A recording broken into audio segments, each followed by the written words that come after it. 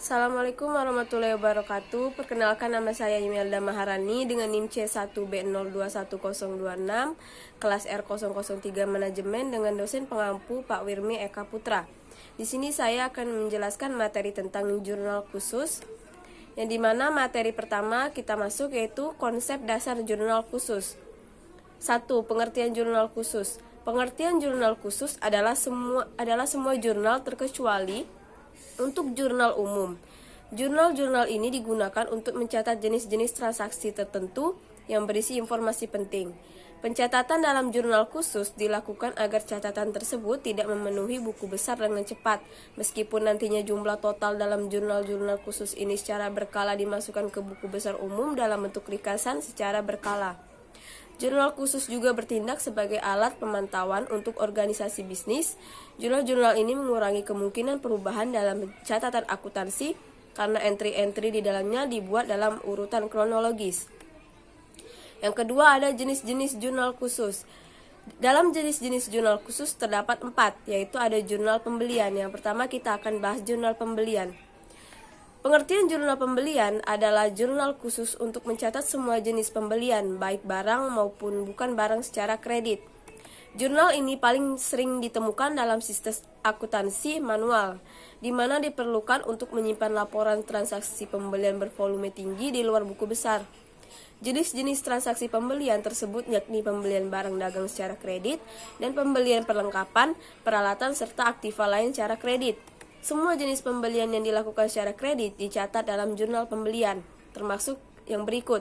Yang pertama ada peralatan kantor, yang 2 jasa, 3 barang yang diperoleh untuk dijual kembali.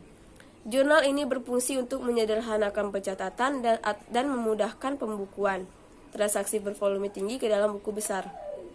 Yang kedua ada jurnal penjualan. Jurnal penjualan adalah jurnal khusus yang digunakan untuk menyimpan transaksi penjualan terperinci. Tujuan utamanya adalah untuk meringkas informasi transaksi bervolume tinggi dari buku besar umum sehingga menyederhanakan buku besar. Informasi berikut adalah biasanya disimpan dalam jurnal penjualan untuk setiap transaksi penjualan. Yang pertama ada tanggal transaksi, 2 nomor rekening, 3 nama pelanggan, 4 nomor faktur, 5 jumlah penjualan atau debit akun piutang dagang dan kredit akun penjualan. Dan yang ketiga, ada jurnal penerimaan kas. Jurnal penerimaan kas adalah contoh jurnal khusus perusahaan dagang di mana penjualan tunai dicatat. Jurnal ini digunakan untuk membongkar volume transaksi dari buku besar, di mana hal itu mungkin akan mengacaukan laporan dalam buku besar dan jurnal umum. Jurnal ini berisi bidang-bidang berikut. Yang pertama ada tanggal, yang 2 nama pelanggan, 3 identifikasi penerimaan uang tunai, 4 kolom debit dan kredit untuk mencatat kedua sisi setiap entry. Entry normal adalah debit untuk uang tunai dan kredit untuk penjualan. Dan yang terakhir ada jurnal pengeluaran kas. Jurnal pengeluaran kas berfungsi untuk mencatat semua transaksi yang berhubungan dengan pengeluaran uang. Jurnal ini akan mencatat secara terperinci contoh transaksi secara tunai perusahaan dagang. Transaksi yang termasuk ke dalam jurnal pengeluaran kas antara lain pembelian secara tunai, pelunasan utang, retur penjualan, pembayaran beban, dan pengambilan uang tunai untuk pribadi. Semua arus kas masuk dicatat dalam jurnal yang dikenal sebagai jurnal penerimaan kas. Contoh umum arus kas keluar ada dalam Contoh umum arus kas keluar dalam bisnis adalah seperti di bawah ini. Yang pertama ada pembayaran kas untuk pembelian tunai. Yang kedua pembayaran kas untuk pembelian kredit sebelumnya seperti pembayaran hutang atau kreditor. Dan yang ketiga pembayaran kas untuk berbagai biaya seperti sewa, iklan, upah, dan gaji dan lain-lain. 4. Pembayaran kas untuk pembelian aset berwujud atau tidak berwujud. Dan yang terakhir atau kelima pengembalian kas untuk barang yang dikembalikan oleh pelanggan. Dan itu adalah materi dari konsep dasar jurnal khusus. Yang selanjutnya kita masuk ke jurnal khusus penjualan. Jurnal khusus penjualan ini berfungsi sebagai pencatatan transaksi penjualan barang, dagang, atau jasa yang biasanya dilakukan dengan pembayaran secara kredit. Kasus contoh jurnal khusus penjualan. Pada bulan yang sama sebagai contoh jurnal khusus penjualan, Sukses Kemilau juga mencatat transaksi-transaksi penjualan barang dagang secara kredit sebagai berikut.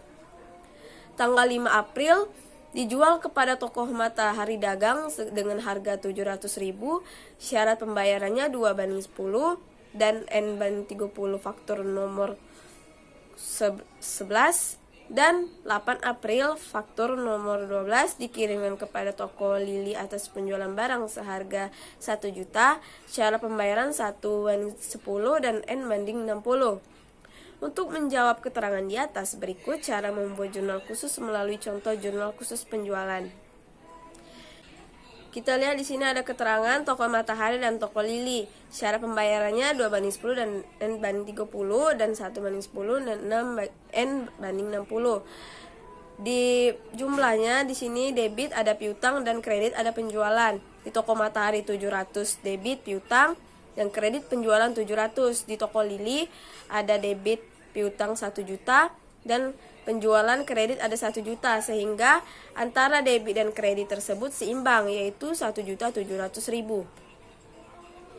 Dan yang materi selanjutnya ada jurnal khusus pembelian.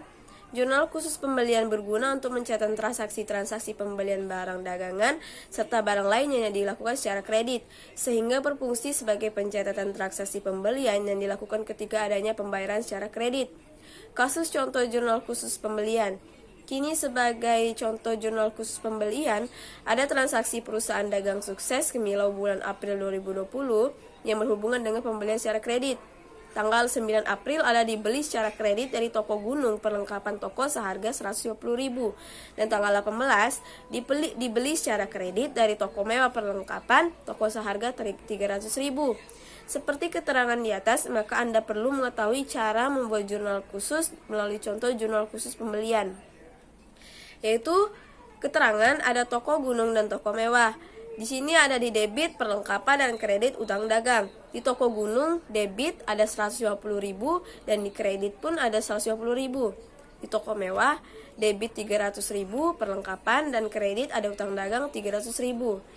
Jadi jumlah dari debit dan kredit pun seimbang, yaitu 450.000. Kesimpulannya, jurnal khusus beserta 4 jenis-jenisnya di mana untuk contoh jurnal khusus tergantung dari sebuah kondisi perusahaan itu sendiri. Perusahaan juga disarankan untuk membuat jurnal yang benar dan rinci agar perusahaan bisa membantu membuat laporan keuangan dengan benar, sehingga nantinya tidak ada kesalahan dalam pencatatan yang berdampak pada keuntungan perusahaan.